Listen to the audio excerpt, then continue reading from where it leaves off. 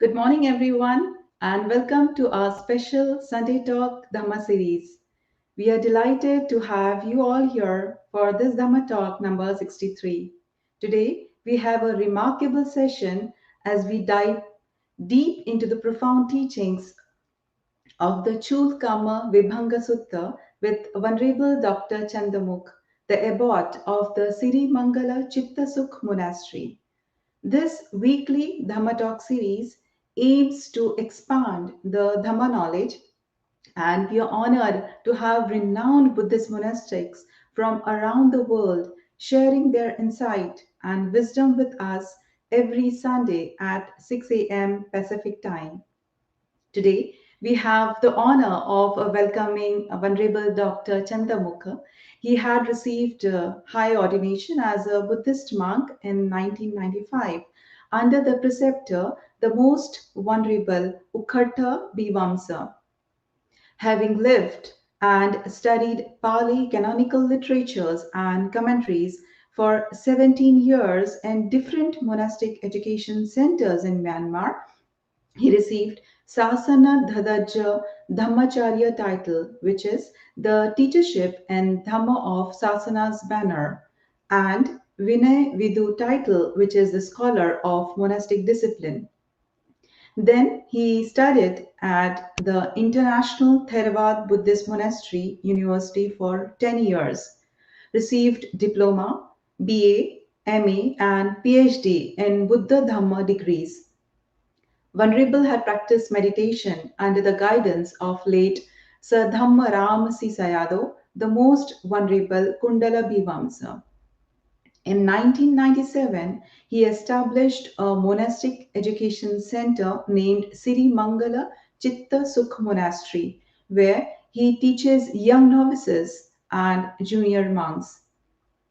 From 2003 until now, Venerable had taught monastic disciplines, Vinay, discourses, which is Suttanta, and Abhidhamma subjects to international students at the International Theravada Buddhist Monastery Missionary University, Myanmar. In 2010, he worked as a researcher at Dhamma Chai Tipitaka Project, Thailand. In addition, he gives lectures on Buddhist ethics and philosophy in other three local universities. Venerable is the head of the Department of the Suttanta Studies, ITBM University in Myanmar. Today's Dhamma Talk, titled Cullakammavibhaṅga Sutta, the shorter exposition of Kamma from Majjhima Nikaya, will explore the deep insights. Venerable Bhante will guide us through the essence of this sutta, sharing light on the teachings on the quality of life and what Buddha had explained about karma, our actions, and how important it is to do the wholesome actions, as every action will give its result based on what type of action we perform. We encourage our viewers' participation, so please feel free to ask questions or share your thoughts in the comment section. Thank you. And now, may I please request Venerable Bhante to please grace us with his knowledge on the sutta. Thank you. Yeah, thank you so much for your kind introduction. And also, I'm very pleased to be with you again in this Dhamma series hosted by the Dhamma USA. For that, I'm very much thankful to the Dhamma USA and also to the audience especially. So here today, what I'd like to share with you is one of the discourses of the Buddha, one of the discourses of the Buddha. That discourse name is Cullakammavibhaṅga Sutta. So it is part of the Majjhima Nikaya. So Majjhima Nikaya is a very famous the collections of the Buddha's teachings. So it is famous for the deep philosophy of the Buddha. So one of the fundamental philosophies of the Buddha is Kamma philosophy, philosophy of a Kamma. So that philosophy of the Kamma in Buddhism is clearly illustrated in this Cullakammavibhaṅga Sutta. So that's why I choose this Cullakammavibhaṅga Sutta to share with you for today, Dhamma talk. So before we start our Dhamma talk, let's pay homage the Buddha by reciting Namo Tassa 3 times. Namo Tassa Bhagavato Arahato Samma Sambuddhassa. Namo Tassa Bhagavato Arahato Samma Sambuddhassa. Namo Tassa Bhagavato Arahato Samma Sambuddhassa. So, having paid homage to the Buddha, the owner or the master of the Dhamma, so we will begin our talk here. In that, the title I have given here is the Cullakammavibhaṅga Sutta at a glance. So because within the short period of time, we may not be able to discuss very much in detail about this Cullakammavibhaṅga Sutta. So that's why but we were trying to cover the whole discourse in this session. So focusing on the main point in this pertaining to that discourse. So here I prepare the agenda for this discourse, this talk. So number 1, you will see introduction, and number 2, background. Number 3 is the life in the Kamma. Number 4 is the theme of the Sutta, and then number 5 will be the summary. Okay. So here, so you may have a look at the introduction. The Cullakammavibhaṅga Sutta empowers everyone to foster realistic understanding of a human capability to further derive people creating positive actions. So as I introduced just before, the Cullakammavibhaṅga Sutta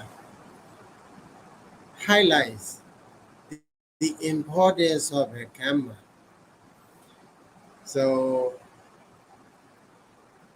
when we understand about the Kamma, then it means we come to understand our capability, human capability. Human beings are very, very capable in creating, in shaping their futures for the better future for oneself, as well as better future for the people around us. So that's why, so if we study this Cullakammavibhaṅga Sutta, I believe that we will come to understand our human capability. Human beings are so capable. So don't underestimate the capability of the human being. So that will be provided in this discourse. If we come to understand our capability, we will never surrender under the feet of any other unseen beings, creator or almighty person or whatever. So, but we will depend on ourselves our capability. So if we come to understand such a capability, then we will be able to create positive actions. And also what we have or who we are now is not created by any other person, any other beings, but we ourselves. We are creator of our own present as well as our own future. So in that case, we will be able to make a right choice, a better choice for our better future. So in that case, we will be able to avoid negative actions. At the same time, we will be able to cultivate positive actions for ourselves as well as for the people around us, for the uh, beings, sentient beings in the world. Cullakammavibhaṅga Sutta help people experience a better life, better condition in life. So if we really understand the Cullakammavibhaṅga Sutta, the teaching pertaining to that discourse expounded by the Buddha,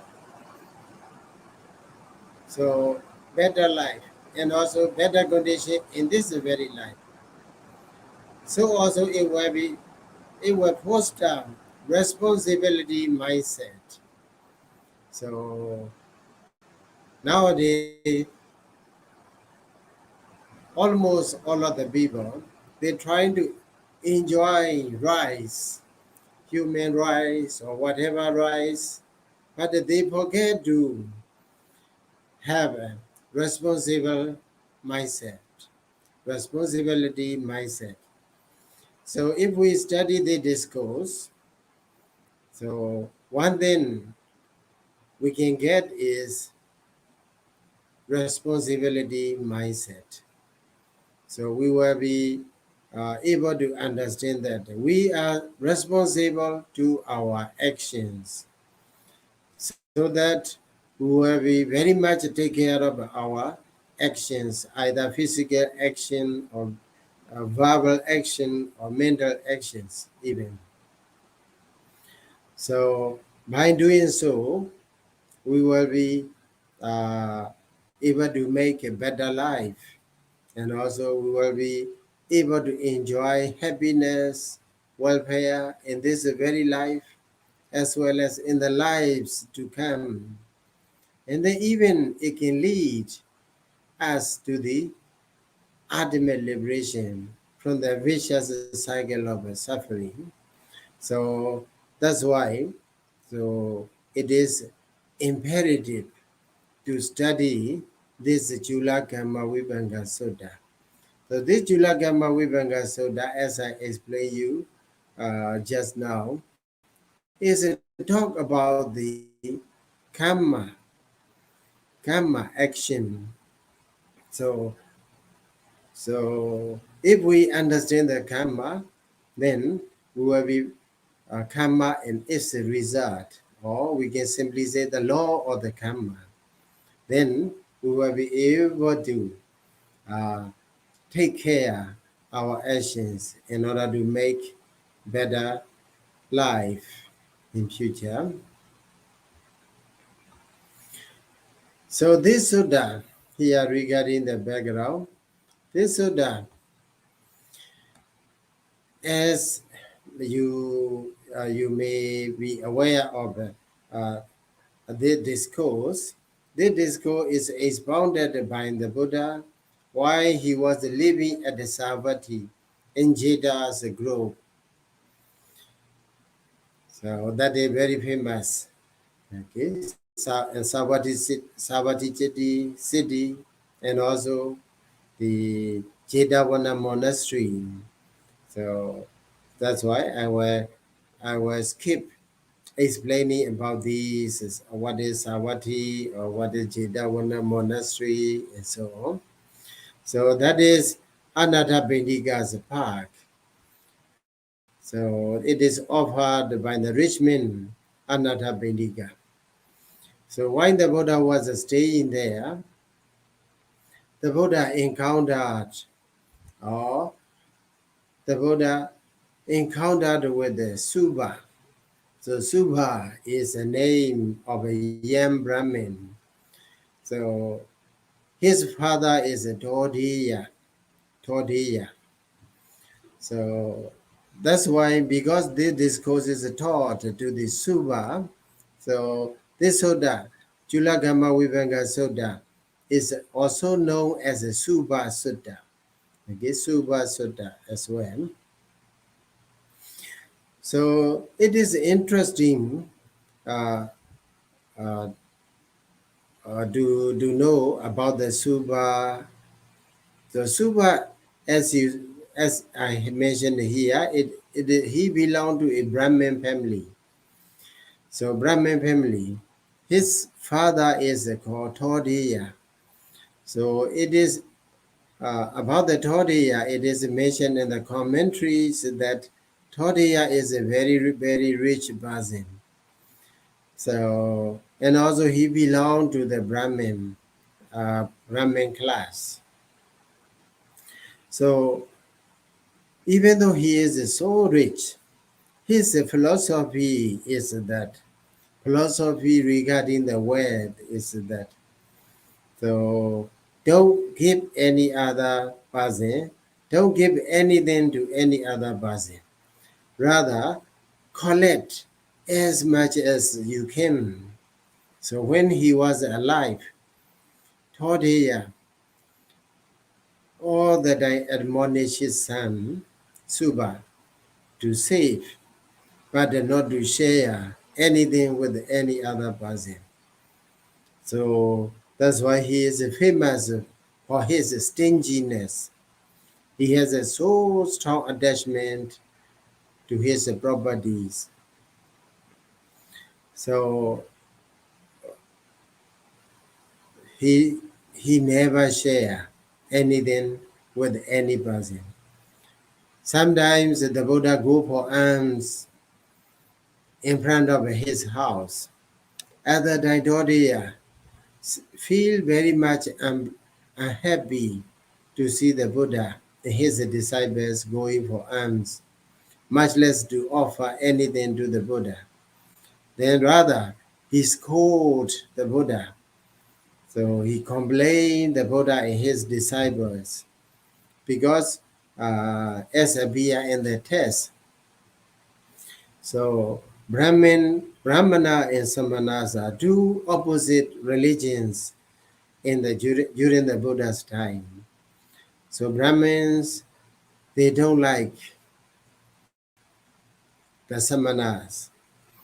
So Samana, that's why whenever they see a monk or a Buddha, the Buddha or his disciples, so as you see, the disciple or the Buddha, they have to shape their head hairs. So that's why they mostly they use abusive language to the samanas, like a samanaka or mundaka. Mundaka means one who is without hair or with the shaped hair. So that is a sort of a degrading the term they use for the monks, they use for the samanas in order to degrade them. So Dodiya is one of such a kind of person. So whenever he see the Buddha and his disciples, he say that the mundaka, or he usually behave in a disgusting manner. So whenever he see the Buddha, so he usually express the word bobo. Bobo means like they don't. It is the term mostly used to do the by the Brahmins whenever they see the samanas in a disgusting manner. So that's why they never offer anything to the Buddha as well as his disciples. So not only he failed to offer anything to any person, so but also he admonished his son Suba not to give anything to any other person, rather to collect. So he gave admonished to his son that, my son, you see that, you see eye drop. If you use eye drop, maybe one drop a day, a drop a day, then gradually it disappear. It is exhausted. So also, if you give anything to any other person, and even bit by bit, so your wealth, your property will be exhausted. So in this way, he trained his son Suba not to give. So in this way, Todiya, so graduate, he lived his life without sharing anything with any other person. So how he is stingy, he's stingy, we can understand that. Sometimes even he hide his some of his treasures even to his son. So when he died, he kept many treasures without revealing to his son. So in this way, Todiya passed away, Todiya died. Because of the attachment to the wealth he possessed in his human life. So that's why he was born as a dog on that very house. So at that time, we can simply say that at the house of a Suba, at the house of a Suba, the father Todiya became a dog. So regarding that, the commentator explained that not only because of his stinginess, but also whenever he encountered with the Buddha, he usually used the word bobo, so in a disgusting manner. So that's why, because of this akusala karma and wholesome action as well, he was born as a dog in his very house. Then uh, his son Suba, without knowing that this dog is his father, but as a Brahmin, he thought to himself that my father is a very devout Brahmin. That's why after the death of his father, he will be born in a Brahmin, in a Brahma abode. So that is Suba's belief. Then one day, so the Buddha go for alms to that Suba's house. At that time, Suba was not in his home because of the some matter he go out. Then the Buddha go to that house, but the Buddha met with the dog. The dog, uh, which has been nurtured by the Suba. So even though he became a dog, he was greatly cared by his son. That's why the dog Dodia lived in a very luxurious place and also eat very sumptuous food. But when the Dodia dog see the Buddha, he bark the Buddha. Then the Buddha uh, is the Buddha said to the Dodia dog, "Oh Dodia, why you are a human being? You call me Bobo. That's why you become a dog now. Now, even though you become a dog again, when when you see me, you make a sound, whoa, whoa. It means that the dog bark to the Buddha. So because of that karma, you will be suffer. You will suffer in a woeful state. So when the Buddha say like this, Todiya, come to realize that, oh, Gautama know me. So he feel very much, the dog feel very much upset. Then he don't want to stay in a luxurious place. He was kept by his son Suba. And also uh, the dog Todiya reject to eat sumptuous food as well. Even though the service people, they try to serve him with a very good food, he don't eat anymore. Rather, he go near the kitchen, and also there are ashes. So on the heap of the ash, he go and sleep there. So when the Suba came back to his house, as soon as he came back to his house, he asked his service people, "Where is my dog?" Then the service people, they report the matter to his master Suba. Then Suba gets very much angry to the Buddha, Gautama. He thought that his father was born in a Brahma abode. So as a devout Brahmin, my father, he thought to himself that my father was born in a Brahma abode. Why Samana Gautama uh, uh, tell a lie? So he think the Buddha tell a lie. So he gets angry, and then in order to accuse the Buddha with the Musavada telling a lie, he go to the monastery where the Buddha lived. And then he complained the Buddha. So my father is a very devout Buddhist, a devout Brahmin. That's why after the death, in the he should surely be born in the Brahma abode, not in the dog. So then why you as a monk tell a lie? So in this way, Suba complained the Buddha, accused the Buddha with the Musavada.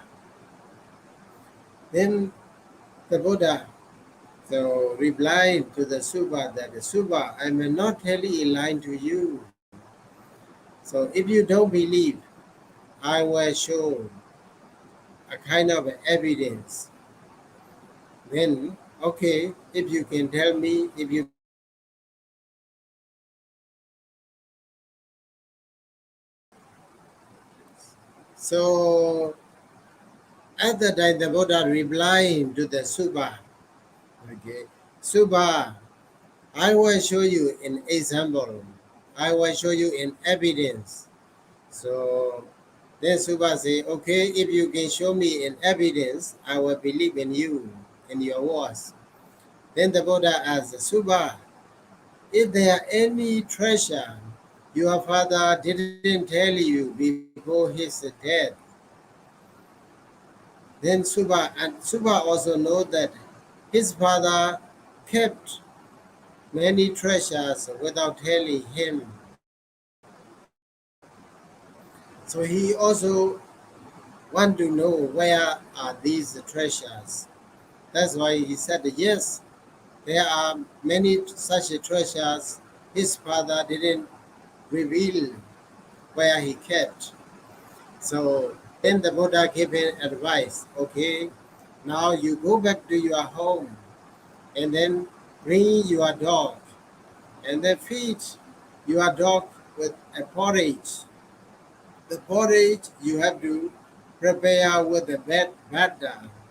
Okay, bada. Then after that, you feed them. You feed that your dog. Then after eating, the dog will be very sleepy. So when the dog is nearly fall asleep, then you just ask, calling father or papa, where did you keep the treasures? Where are the treasures? So then, okay, as the Buddha advised, I will go and test. Then in this way, Suba went back to his home, and then he made as the Buddha advised. Then when the dog was nearly falling asleep, then Suba asked, Father, where did you keep the treasures? Before you die, you didn't tell me such and such as treasures. Where are they? Then when the Suba asked that question, the dog feel very much upset. He he understand that, oh, my son also came to know about me. So that's why he make a sort of murmuring sound, and then he trying to go to the places where he kept such a treasures, and then he show that place. Okay, he showed the place on which he kept the treasures. So that Suba and his disciples, service people, they trying to dig the earth that they found such a treasures. So, so that was very much impressive for the Suba. Oh, the Buddha, Gautama is not telling a lie. He is really, really insightful person. It is very difficult to know that has been conceived by the life. So in the previous life, he has been kept that the treasures. His father has kept the treasures. But now his father became a dog. So it means it is a conceived by the existence. So the Buddha is a very wonderful because he can even reveal the secret things that has been conceived by the. So that is the first impression uh, Suba experienced to the Buddha. Okay, then then after that, so why he was continue to live as a householder. One day he is thinking about the people. So we are people, human beings. Why we are different? What makes us a difference? Okay? Some are rich, some are poor, some are beautiful, some are ugly, some live for a short time, some live for a long time, and so on. He sees the differences among the human beings. That's why he wants to know what is the cause, what is the condition for this difference in life. So then this guy, he go to the Buddha, just he want to know the answer or the cause of the difference among the human beings. That's why he go to the Buddha and then he asks, okay, he asked the question here, Honorable Gautama, why is it that the human beings are seen to be inferior and superior? For people are seen to be short-lived and long-lived, sickly and healthy, ugly and beautiful. Some are without influence. Some are very much influential. Some are poor. Some are wealthy. Some are low-born. Some are high-born. Some are very stupid. Some are very wise. Why is it? what is the cause, and what is the condition for this difference between Gautama, that the human beings seem to be inferior and superior. So that is the question raised by the Yam Brahmin Suba to the Buddha. So then the Buddha answers, student, beings are owner of their actions, heirs of their actions. They originate from their actions. They are bound to their actions. They have their actions as their refuge. It is action, it is a Kamma that distinguishes beings as inferior and superior. So this is the question and answer, the question of the Suba, and then the answer of the Buddha. So the Suba as a Suba want to know about the difference, about the reason why we are different. So even though Suba asks like this, the Buddha's answer is very short. So here, as you see, students, beings are owners of their actions. And also the last one you can see, it is action that distinguishes beings as inferior and superior. So we are inferior or superior to one another. The reason, the cause, or the condition is the Kamma. The Buddha explained that. Very short answer. So why the Buddha give us such a short answer? Even though Suba really want to know about the cause of the being difference, then they are in this regard, what we can understand is that Suba belonged to a Brahmin class, Brahmana class. And also Suba is a from very rich family. His father left many treasures, many wares. So also Suba is a learned person. As a Brahmin, he studied 3 Vedas. Okay, there are 3 reasons. One reason is that he belonged to a Brahmana. Brahmanas or Brahmins mostly, they regarded themselves as the high class. They belong to the high class. That's why they have a jati mana, the pride of a lineage. Okay? The pride of a lineage.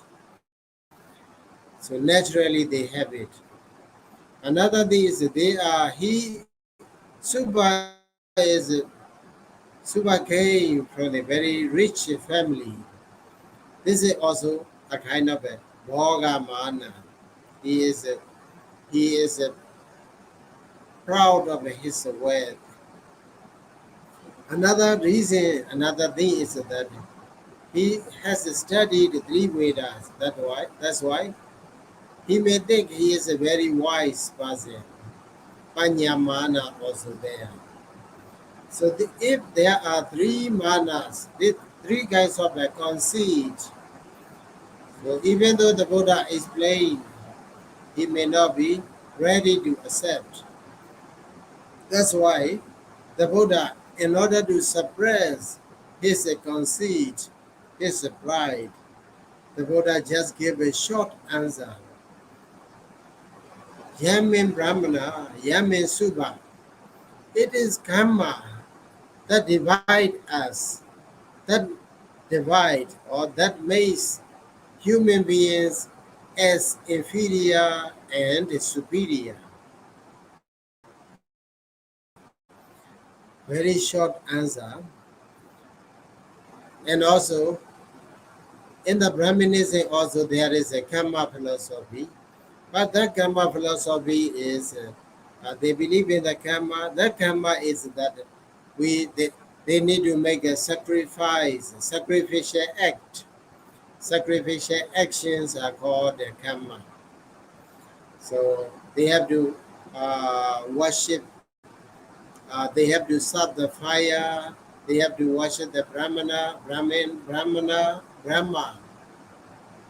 So that is called Kamma in their philosophy and the Brahminism. But here the Buddha explains is another philosophy, the Buddhist philosophy of the Kamma. That's why he cannot understand. He is not able to understand what the Buddha means. So he asked the Buddha, Venerable Sir, please explain something in detail. I cannot understand what do you say. So the Buddha's answer is that human beings are found to be inferior and superior. Why? Because of the Kamma. Very important philosophy in the Buddhism. So here, in order to make you understand the Kamma and the Buddha's teaching, here I arrange some of the point. So to be able to understand the Kamma philosophy, we have to understand the philosophy of the life in the Eastern tradition, in Buddhism, as well as in our Eastern tradition, Eastern culture. So here, regarding the life, so there are two main ideas. Maybe many other interpretation has been made regarding their life. So if you are asked by someone that what is life, so you may have many different interpretations or ideas. But here, in this regard, so firstly, life nature, it is linear or cyclic. So some people, they interpret the life as a line. So if you draw a line, you have to start.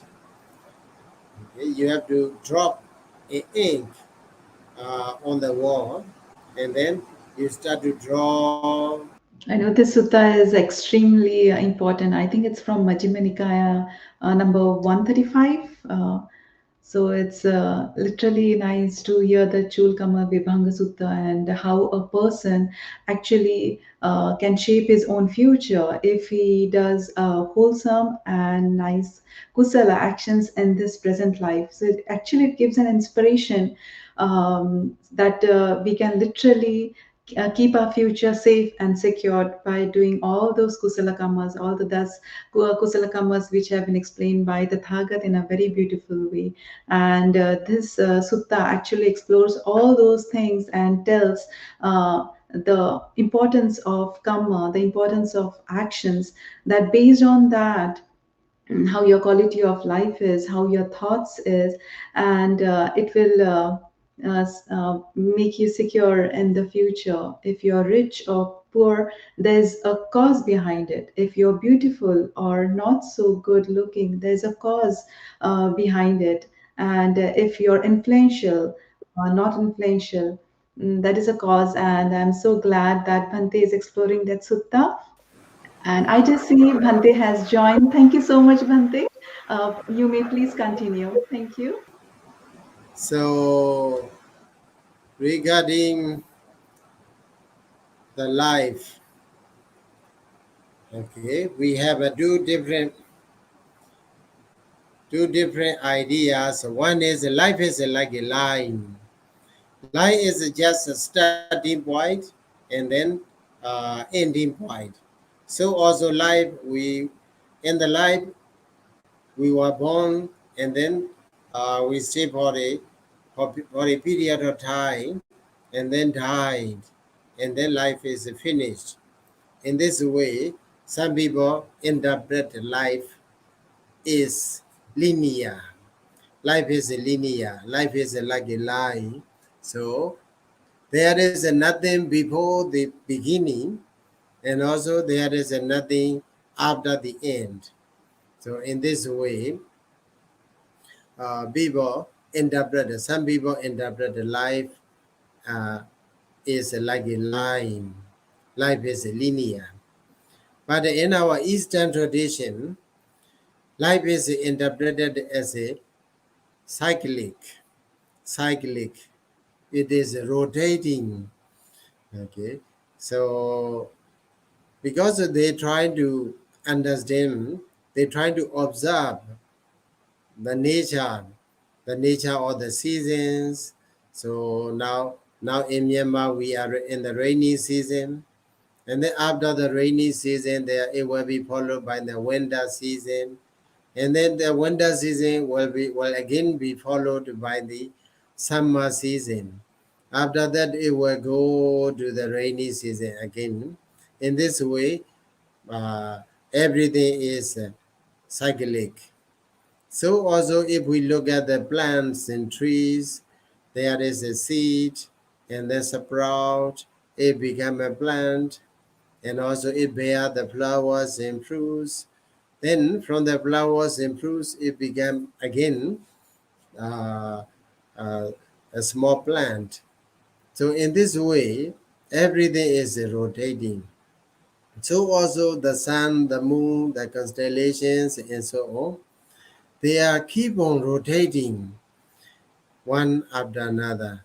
Days and nights. After the day, they are it followed by the night. Day is followed by the night. Night is followed by the day, and so on. So in this way, everything in the world is a cyclic. So also human beings, our existence also cyclic, have been in a cyclic nature. Before the birth in this life, we have another death, and also after the death, there is a rebirth, and then we grow older and older, and then one day died, and then after the death also rebirth. So in this way, our nature, okay, the nature of life, our life is cyclic. So our Eastern people so believe uh, uh, in the philosophy that the life is cyclic. So life is cyclic here in two ways. One way is in a way it happens. So the way it happens is that we were born, we grow older and older, and then we die. After that, then we will be born again, and then grow older and older again, and then die again. After that, it will be followed by the rebirth again. So that is the way in which it happens in our life. So also in terms of the existence, we cannot remain as a human being forever. Okay. So according to our Kamma, according to our action, so someday now we were born as a human being. If we do good things in this very life, we will be born in a higher and happier destinies, in a celestial abodes, or even in a Brahma abode. Then if we fail to do good things, rather we do wrong things in this very life, we will go down to the woeful states as an animal, as a ghost, as a hell being, and so on. So in this way, in the Buddhist cosmology, we have 31 planes of existences are there. So it is, so we cannot remain in a place forever. We go sometime up, we go sometime down. We were born as a human being in some existences. If you study Jataka stories of the Buddha, so there you can see even the Bodhisattva was born uh, as an animal in many existences. Okay, so also he was born as a universal monarch, as well as in some existences he was born as a deva and so on. In this way, in the manner of existence, so it's like we are riding on a roller coaster. So sometimes we go down, sometimes we go up in this way. So we are rotating. So and that's why we our Asian people, Eastern people, they try to interpret the life as a cyclic. So life is a constant rotating in the way in which we have been, or the way the, rotating in terms of the existence, in terms of the place as well. So, but uh, even though Asian people, before the appearance of the Buddha, they know that life is a cyclic. We are keep on rotating, going on and on from one existence to another, and then one life to another. But they were not able to find that there is a exist. There is a exist. So, but when we are very lucky with the appearance of the Buddha not only see the constant rotation of the existence, constant rotation of the sentient beings, but also he see that there is a exit. So if we are really willing, we can go out of this vicious cycle of suffering. So that's why, so even we are to be born to go round and round in this existence.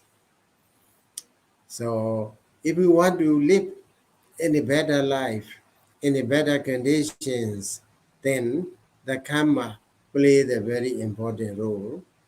So suppose if we accept the idea of the life philosophy that life is linear, so it means that we just born and then grow older, die, then there is no more after, nothing after death. Then we will not pay much attention to our actions. Whatever we do, whatever we like, we do it. And then, because we don't need to worry about the future existences. So, because life is only here.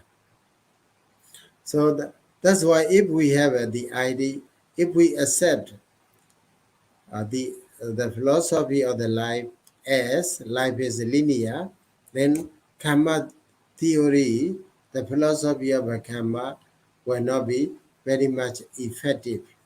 So only when we accept life is a cyclic, then Kamma, we will understand that the Kamma is very important in our life. So because the Kamma makes a difference in our life. Because of the good karma, we were born in a good destinies and also in a very good conditions. Uh, because of the bad karma, we may be born in a lower destiny, unhappy destinies, and in a very worse conditions. So in this way, so philosophy of a life and philosophies of the karmas are interrelated to one another. So only when we really understand the real nature of the life, then we will be able to understand the philosophy of the karma, the importance of the karma. That's why when the appearance with the appearance of the Buddha explained that so karma determine our destiny as well as our condition uh, in a new existence. So also with this karma, we can even go out of vicious cycle of suffering. That's why we should not give up our hope. Okay, and our change for better opportunity is within human reach. So this condition is not created by any other person, not the predetermined, but we still have a right to change, right to make it better in this existence. So that is the key point. So of this discourse. So that's why the Buddha explained Suba that sentient beings are owner of their actions. Okay, so we are owner of our actions. We are heir of our actions. So whatever happened originated from there, from the actions. So we are bound to our actions. We have our karma as our relatives, and also we have a karma as our refuge. So with this word, the Buddha explained the importance of a karma, which is very much different from the Brahmanism. Okay. Then after that, so with the request of the Suba don't understand what the Buddha mean, what the Buddha mean by this word. That's why Suba asked the Buddha, please explain a little bit further, so that I will understand. So the Buddha explained 7 pairs of a karma in their contrasting qualities. Okay, 7 pairs of the karma together with their contrasting qualities here. So you can see karma in the first column. You can see 7, number 7, 1, 2, 3, from 1 to 7, and then number 1 is a killing. So that is karma, and then it is followed by the phala. Phala means fruit, okay, fruition. So it bear the fruit. Karma bear the fruit. And then, so another is vibhaga. Vibhaga is a maturity. So if we getting mature, the karma is getting mature. So then another color is abstinence from killing, or abstinence from depriving the life of the others. So that is also good. That is also karma, but it is opposite to killing. First one is killing, second one is abstinence from killing. So because of the killing, so if the karma we make, it really bear the fruit, then we will be born in a state of a misery, in a miserable state, miserable existences. But someday that karma don't bear the fruit. But another karma bear the fruit. Luckily, we may be born as a human being. So because of the another karma, other die, this karma killing action, we're trying to get a chance to make that person live for a short time. That means short-lived. So some people you may see among your community or any community, there are some people they were born. So here are 7 pairs of the karma, and then they are contrasting qualities. Okay, so here first one is called what the Banadibada, depriving the life of the others. That is also karma, and also abstinence from the killing. That is also karma. Karma here in this regard, I would like to explain what karma is in an easy way. Karma is, we can understand that karma is a volition plus action. Okay, volition is called Chetana. Chetana plus action. So that is called Kamma. So whether because of this evolution, we make that Kamma, we make that kind of action. So when these two things are combined, it becomes a Kamma. Kammapata, it is called. So when it becomes a Kammapata, when it reaches to the course of action, then it will bear the fruit as well as it will become a mature. It will reach to the state of a maturity. So suppose if we kill, so that if we kill another sentient being, if that karma bear the fruits, then we will surely be born in a woeful state, in one of the woeful states. But someday, throughout the existence, we accumulated millions and millions of karma. So that's why some karmas are very strong. Kusala karmas, they are very strong. So at that time, this akusala karma, killing the life of the other being, may not get a chance to produce, to bear the fruit. At that time, because of the good karma, we may be born as a human being. So even though we were born as a human being, we may live only for a short period of time because of the karma we made by killing other living beings. So that is called vibhaga. Okay. So here we need to understand karma has a two function. One function is it bear the fruit. After the death, it produces a result and a woeful destiny. So even if it cannot get a chance to produce in a woeful destiny, so but it does not become a defunct. It it will stay be waiting to get a chance to make our life shorten, to shorten our life. So so that is one karma, one kind of karma. So in our life, we can see some people they live, they die at a very early age, untimely death. We can see because of this akusala karma, killing, depriving the life of the other being.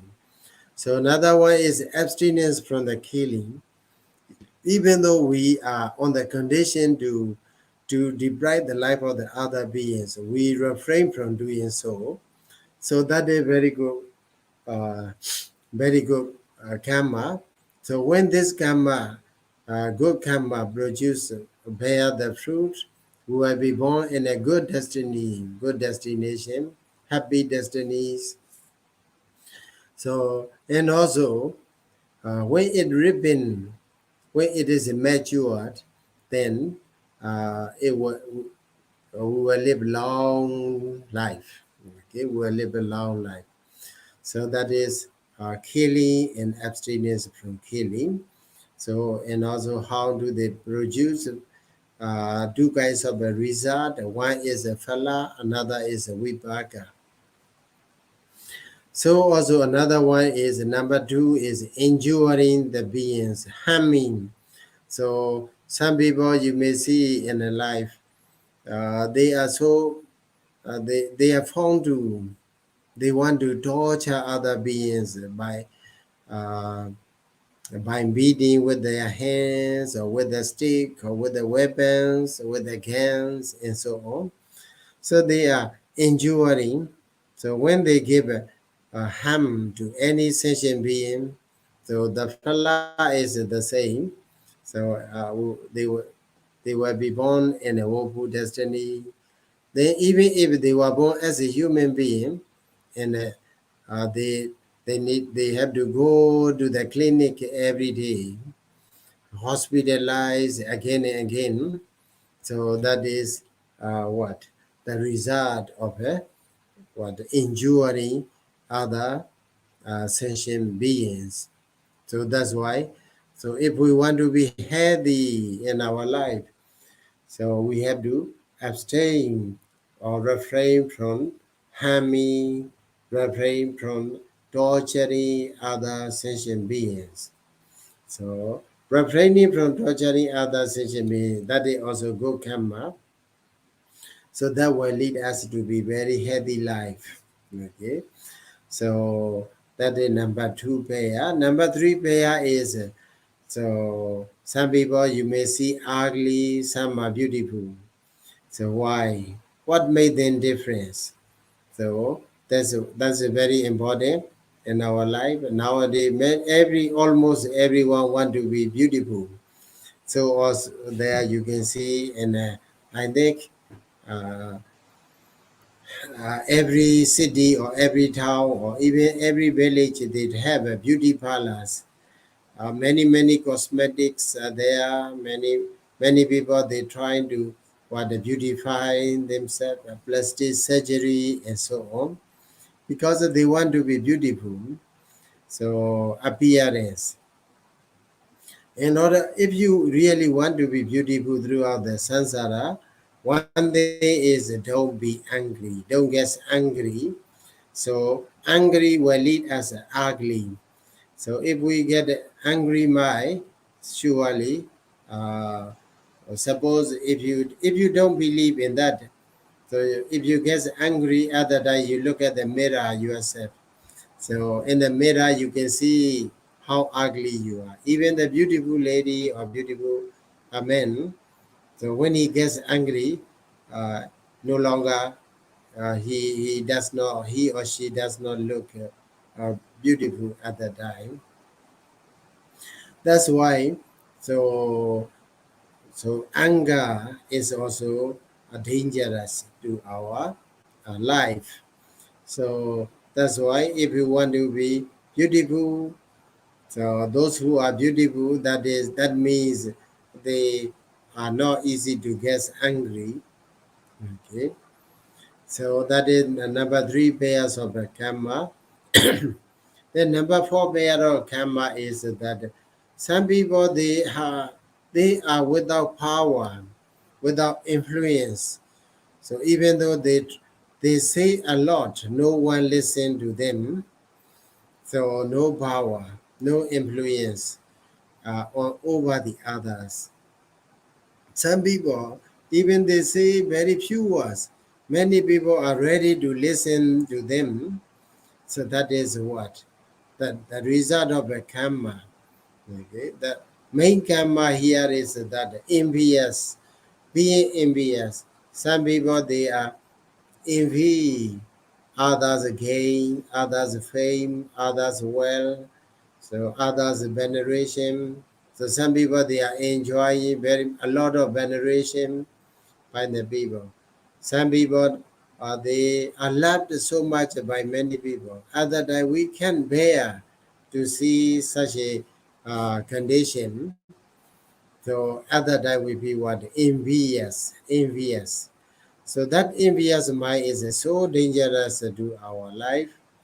So if we have an envious mind, constantly envious mind, then we try to destroy, okay, that the others opportunities, so others conditions, better condition or the others. So because of envious mind, so there is one story, the very famous story of the um, Venerable Tesa. So Venerable Tesa, and during the Buddha's day, he became an arahant. But in one of his previous existence, he got a lot of influence. He was influenced by the envious mind. So he was other than he was in Abbot or resident monks.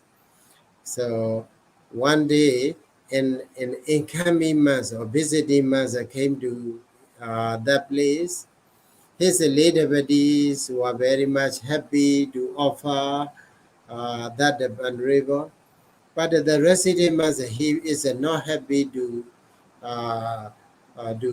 to see such a condition.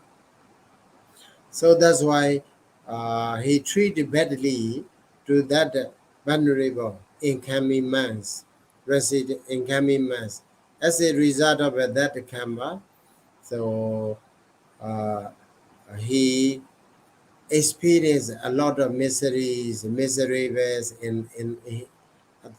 the samsara until the existence in which he became arahant. So as a result, how serious is that?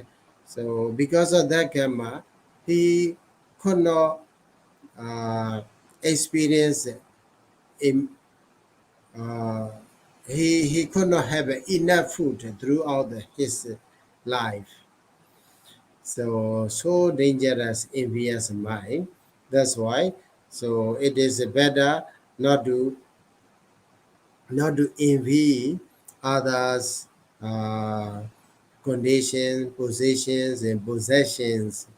If we are influenced by an envious mind, that will make us without influence, without any power over the other people. So that instead of the envious mind, if we appreciate others' well-beings, others' positions and possessions, that is a good and positive attitude. That's why it will make us very much influential, very much powerful throughout the samsara. So that is number 4. Number 5 here is stinginess. So stinginess and generosity. There are two opposite karmas are there. If we are so stingy in this life, we don't want to share anything with any person, so that will make our life very poor. So if we are so generous, that will make our life so rich, so worthy. So that is number 5 there. Number 6 there is a conceit, the pride. So if we are so proud, okay, so proud, so that is not good. So if we are so proud, what happened to us? As a result of that karma, we will be born in a lower class. So, but if we are so humble or humility, then we will be born in a high class. So, Ocha Kulinada, Nija Kulinada, like that the Buddha explained. So, the last one is stupidity and wise. So if some people, I think you may come across some people in your life, they are so dull, so stupid. They they can't even differentiate the money. They can't even count the money. They can't even differentiate how much is uh, this piece of a dollar or this piece of the money or rupiah and so on. So such is stupidity. And also some people, they are so stupid. That's why they cannot differentiate whether it is a good or bad or right or wrong or helpful or harmful and so on. Some people, they are so wise. They can easily differentiate from bad to good and then from right to wrong and so on. So that is the reason why is that they are they fail to approach. The stupidity is the result. Why? The cause is they fail to approach to the wise people, wise person, and also they fail to ask whether it is helpful or harmful or praiseworthy or blameworthy or good or bad or right or wrong. They never ask the others. So only when we ask such a question and also we learn or we study, then we can be wise. That's why the Buddha says So Susa Sutta Vadani, by listening, by good listening, we can increase our knowledge. Sudambanyaya Vadana. So with the increase of the knowledge, we can uh, uh, our understanding will be developed. Okay, so Banyaya Atanjana, with the wisdom, we can discern whether it is beneficial or not. So Nyado Ato Sukhawaho. Only when we are able to discern whether it is right or wrong, or good or bad, or beneficial or harmful, then we can bring about the happiness, or we can make it better in our life. So that's why the Buddha explained that the karmas are so important. So stupidity also made by us, made by the karma. The wise, being wise also made by the karma.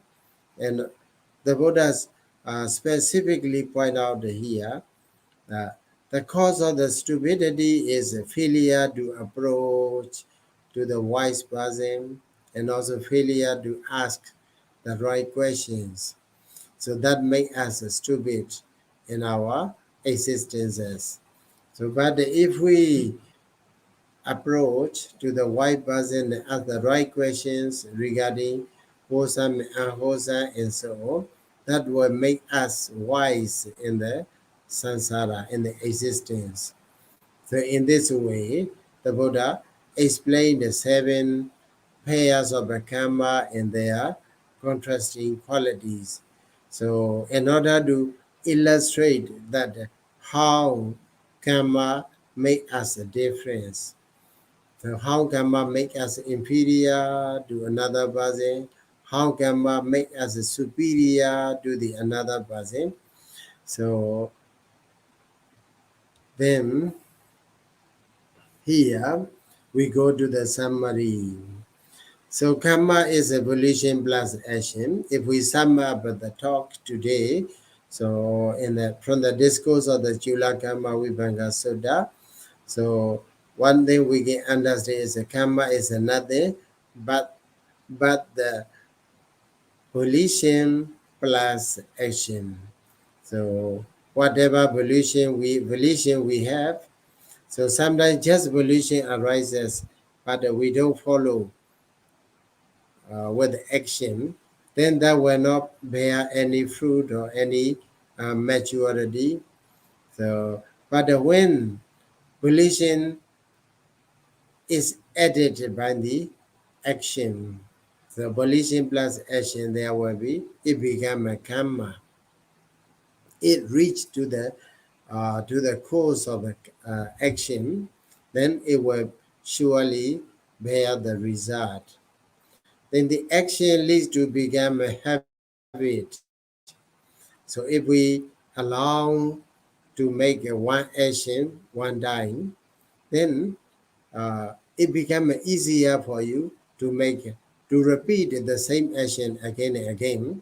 In this way, the action can turn to be your habit. This sutta is indeed one of the very nice suttas, and whoever is interested in reading this sutta, it is from Majjhima Nikaya number 135, the Cullakammavibhaṅga Sutta, which is the short exposition on kammas, how a kamma is, and how we will get the vipak, phal out of it that will decide our future going. And I see Wonderful Bhante has joined. Okay, I'm nearly the end. Sorry. No problem, Bhante. Please continue. Okay, okay. Mhm. So here, as I explained you before, action, we have to be very careful about our actions, because action make us, if we repeat the same action again and again, it becomes a habit. That habit make us our own character. Okay, so if the character, if we make a if we have a bad character, that will shape our bad destiny and a bad condition in our existences. So if we have a good character, we that character will shape our better destiny or the best destiny, the best condition in our life. That's why belief in the karma is a result, very important. If we understand, really understand the karma is a result, it encourages uh, people to make a better choice in our life. Okay, better choice. We need to make a better choice to make a right action. If we really prefer to live in a happy and favorable condition, so on top of that, it paved the way to the spiritual progress. Why the Buddha emphasized, mm, because emphasize on the karma, because the karma is not a law, not only a reason in our life to be inferior or superior, but the karma is a really important, one of the very important factor in our life that make us inferior or superior. But why the Buddha put emphasis on this karma is that because if we don't accept the karma, the philosophy of the karma, then we cannot proceed the Buddha's path to enlightenment, the Buddhist path to the liberation from the suffering. As you see, the Buddhist path is Sila Samadhi Panya, or Eightfold Noble Path. So if we don't believe in the karma, so if we do not understand that karma is a result, also if we don't believe in the karma is a result, we will not care much about our actions. Okay, then if we keep our action without any care, under no scrutiny, then we will do whatever we like. Sometimes we may kill, we may tell a lie, and also abusive language we may use, and divisive language we may use. So in this way, how can we observe morality? How can we observe precepts in our life? So without understanding karma and its result, it would be very difficult to observe a sila. So much difficult is if we fail to have a sila, morality, then our mind will not be concentrated, calm and composed will not. So without calm and composed mind, how can we attain the penetrative understanding? It is impossible. So without attainment of the penetrative understanding, how can we be liberated from the vicious cycle of suffering? So that's why, so in order to follow the the Buddhist path, that is Sila Samadhi Panya or Eightfold Noble Path in another way, understanding the idea of a karma is a result is so important. So that's why the Buddha emphasized in the Cullakammavibhaṅga Sutta to teach karma theory and also to point out the cause and the condition of the being difference among the human being is a karma. That karma make us a difference, inferior and superior, beautiful and ugly, short-lived and long-lived, and so on. So not just to indicate the difference among the human beings, but also to pave the way for the spiritual development in our in the teaching in the Buddha's dispensation. That's why the Buddha put emphasis in this discourse on the Kamma and its result. So, with this, we will conclude for today's talk. Thank you so much for listening and also being patient. So, Thank you so much, Bhante. Sadhu, sadhu, sadhu. And Khanti, patience is one of the Parmita as well to practice, Bhante. We extend yeah, our yes. heartfelt gratitude to Venerable Bhante Dr. Candamukha for this enlightening talk, sharing his knowledge and guiding us on the path of following the Dhamma. Now, we will take questions the audience has for us. Yes.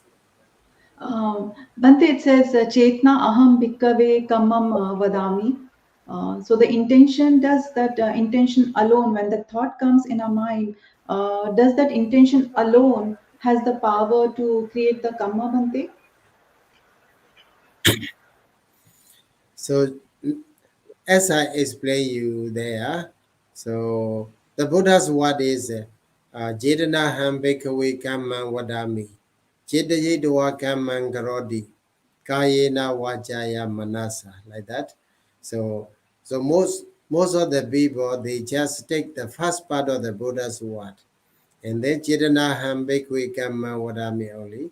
In that case, and then people interpret that Chetana is a karma alone, but it is, can be called, yes, Chetana is a karma, but the Chetana alone, if it is not followed by the bodily action, verbal action, mental action, it will not reach to the cause of the action. Okay, only when that's why I purposely mention his here is a volition plus action. Okay, volition plus action that become a karma, and then that will bear the fruit. Okay, and also that will reach to the maturity. Phala and vipaka there will be. That's why the sometimes just Chetana arises in our mind. But if we understand, oh, that Chetana, for example, Chetana to daily life. So, because the condition is there to daily life, or I should daily life. I want to, so that is Chetana there. But you understand, oh, this is not good to daily life. Then you refrain from daily life. Chetana arises there, but it is not followed by any action. Then it will not reach to the Kammapata, cause of the action. Then there will be no result, no phala, no vipaka. There will be. Thank you so much, Bhante. We have a question from J. Bowen. Can achieving states of awakening able to push back the results of past bad karma?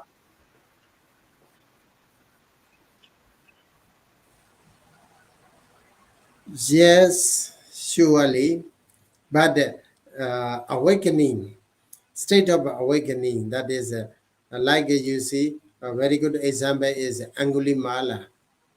Angulimala, so he trying to kill many people. He killed many people, and also he cut many fingers. Even he tried to follow his mother to cut a finger, and also he tried to follow the Buddha in order to get the finger from the Buddha. So he did very serious actions. But the in that life he became an arahant. Okay, so that's why the uh, as an arahant he has a no more life to go to continue. That life became the last existence. Then that's why all the karma, bad karma he has done become defined, and then maybe we can simply say push back the result of bad karmas. Mhm. Yeah, there can be, rather the there for the in the instance of the Bhanuva Maugalana and so on, even though he became an arahant, okay, he became an arahant in that very life, he still he was beaten by the 500 thieves, robbers. Okay, so that is the result of what the bad karma he still suffer. So that's why he in the existence throughout this, or even in one day, we can, if we can study or aware, observe ourselves, we can see that even in one day we accumulate millions and millions of karmas in one day. So some of the karma become defined. Some of the karma, because it is strong, that when we accumulate the karma, it is so strong. So that's why they still trying to wait for the chance to bear the result. So then we can see in two ways. One way is if the karma is so strong, it will surely bear the result, even though we attain the noble status. So like a Banriva Moggallana. So and also even you see in the Buddha's story also, the Buddha was attacked by the men, by the Devadatta or many other people and so on, Sundari and also Chanjamanavika. So they trying to accuse the Buddha. So even he attained the enlightenment. So that some of the bad karma cannot become a defined, but some of the bad karma can become a defined. So in this way, we can understand in two ways. So the velocity of the karma should be considered, okay, at the, whether they were produced on, they can be pushed back or not. Okay, thank you so much. Good question.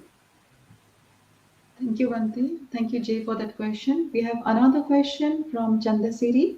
Why was Bodhisattva born into the animal world even though he did many good deeds rather than others? Yeah, but very good question, Chandra Siri. So yes, the Bodhisattva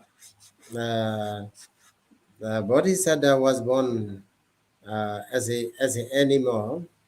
So because we cannot say which karma produce the result.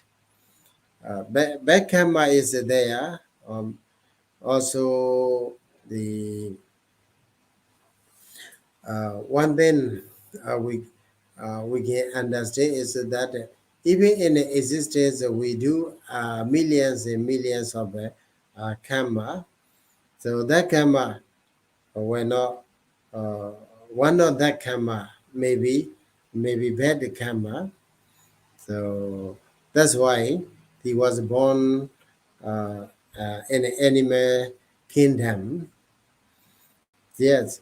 So that's why you see, even though he was born in an animal kingdom, but in most of the Jataka stories, we can see that his status, the status is mostly all the dying. He became the king, and then the yeah, the high status he enjoy. That is called what? Uh, that is called what? The Kamma and produce a phala or vibhaga. If the Kamma, bad Kamma produce a phala, okay, then for the Bodhisattva, suppose because of one of the bad Kamma, he was born as an animal. So that is a Bodhisattva.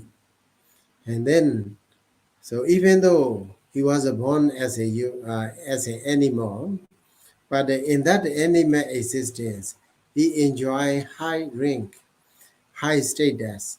That is also the karma, okay, the result of a good karma. That they call vibhaka. Okay. So I think it is understandable. Thank you, Chandasiri. Thank you, Bhante. We have one more question. What about greed, hatred, jealousy, etc.? They are just thoughts only and no physical action. Mhm. Yeah. Greed, hatred, and jealousy, etc. Yes. Yeah. So even though because of my summary, the chart, what I provide in the chart is I pick up the main point. So if we read the Sutta, Cullakammavibhaṅga Sutta, so there the Buddha, so for example, for the jealousy, Asamanako Hodi, and then first point is the envious mind have been. So, but that envious mind does not stand alone. It is not a stand alone. So, because of that jealous mind, because of the jealousy or the envious mind, he tried to that person out of jealousy, out of envious mind, he tried to act okay, wrong thing, do the wrong thing. So also out of the hatred, someone do the wrong thing. That's why in the Pali text they mention Samatta Samadhina. So Samadhina, he established himself on that karma. It means he make actions out of these out of the envious mind, negative emotions, out of the greedy mind, out of the hatred, angry mind, out of the envious mind, he act. So that is why, okay, even though the thought is the uh, emotion, something like emotion, greed, hatred, and jealousy, or envious minds are put in the front line. So don't consider it as a standalone. Okay, it is followed by the actions. Because of that action, so people were born in a woeful state, as well as the beings are born in a poor condition or ugly condition or without power condition. Okay. Thank you so much, Bhante. Uh, I do not see any further questions, Bhante. Yes. Thank you, everyone, for all those questions, and thank you, Venerable, for answering and explaining with answers. Thank you so much, and thank you all for joining us in this special Dhamma Talk series. We hope today's talk has enriched your understanding of the Buddha Dhamma. Until we meet again next Sunday, may the Dhamma guide us on our journey towards our inner transformation. May we all encourage each other, support each other on this Dhamma path until we attain the supreme bliss of Nibbana. Wishing everyone a peaceful and a fulfilling day ahead. Goodbye and take care. Bhante, do I have your permission to close the session? Yes. Thank you. Thank you Yes. so much. Yes. we can conclude. Mhm. Thank you, everyone. Take care. So thank you, everyone. Wish you good luck. Okay, see you next time. Sure. Thank you, Bhante.